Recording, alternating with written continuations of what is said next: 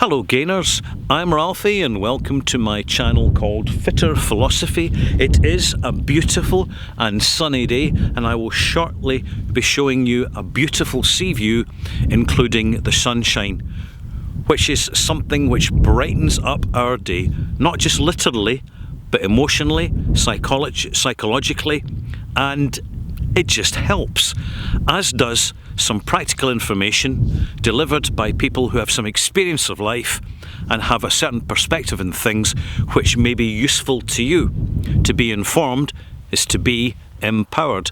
And what I'm going to talk about is the actual genuine nutritional value of food, because we presume too much about modern foods, that they provide the level of nutrition which we presume is sufficient for us to have a healthy quality of life. And this, frankly, is not necessarily the case. And it's something I've been looking into over the last few years, which has led me to eat a lot more food which is raw sourced, fresh food items that I prepare and cook myself.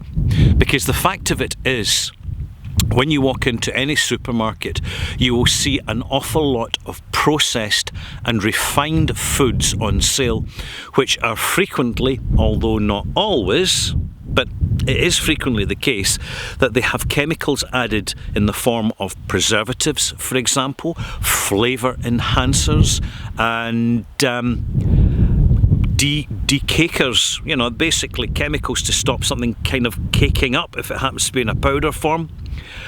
And although we might occasionally read the ingredients list, we never see the chemicals that go into the ingredients that go in the ingredient list, but they never get a mention.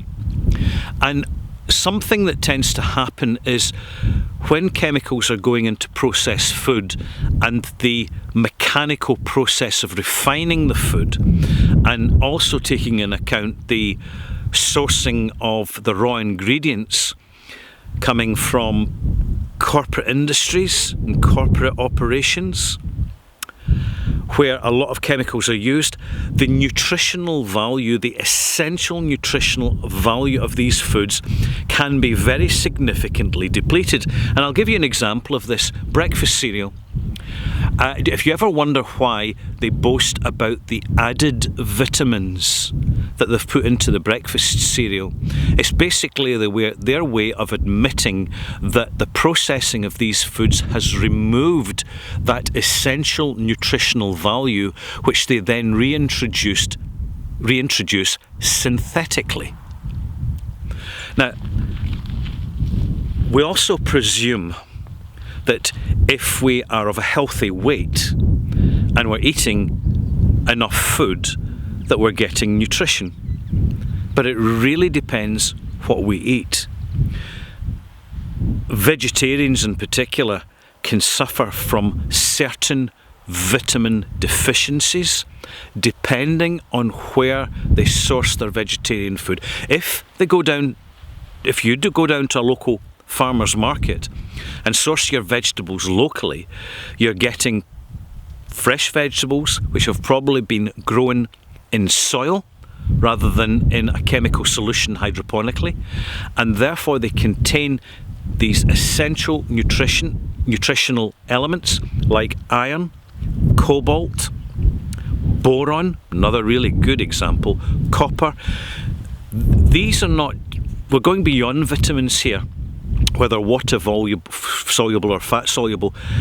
These trace minerals which are essential to our quality of life, which can be removed from our system and become unavailable to our body because we spend too long eating certain types of food sourced from certain venues, certain locations like the supermarket, and we have no awareness as to the problem until we get certain health deficiencies that we can't put our finger on because they're not what you'd call acute.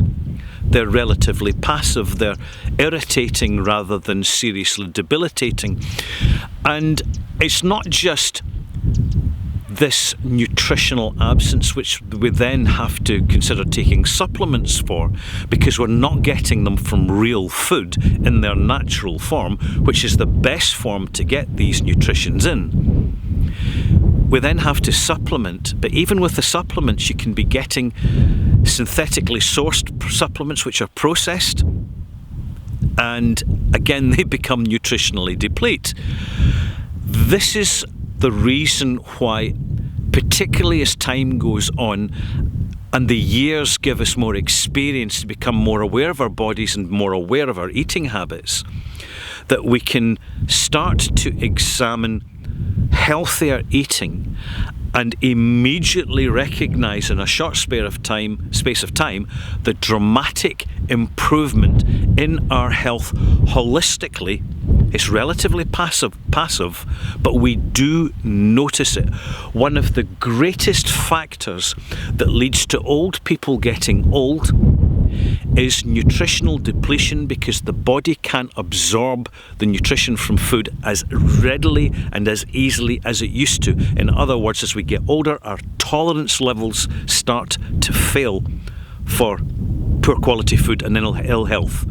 And then that accelerates. And you find with old people who are still nimble and healthy, have the both physical and mental vitality, is because they have spent decades looking after themselves nutritionally, spiritually, mentally, and ethically, far more proactively than other people who are simply neglecting themselves and don't really notice it because they're not that interested.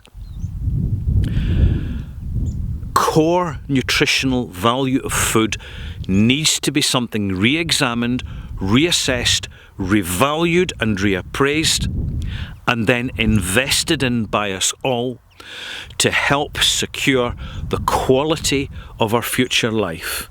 And why should we do that? Because as we get older, we get more experience, a bit more money and a bit less debt, and importantly, we get to grips with life and the quality of life and what it really is. It's not chasing big cars, fast cars. It's just enjoying the really precious things. And we define what they are, and they become more important when we get older.